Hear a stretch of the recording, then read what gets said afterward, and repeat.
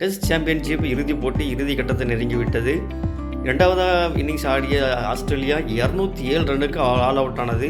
கடைசி wicket partnership Mitchell Stark மற்றும் Hazlewood இருவரும் இணைந்து 59 ரன் பார்ட்னர்ஷிப். அதுதான் 207 ரன் வரதுக்கு ஆஸ்திரேலியா வரதுக்கு முக்கிய காரணமாச்சு.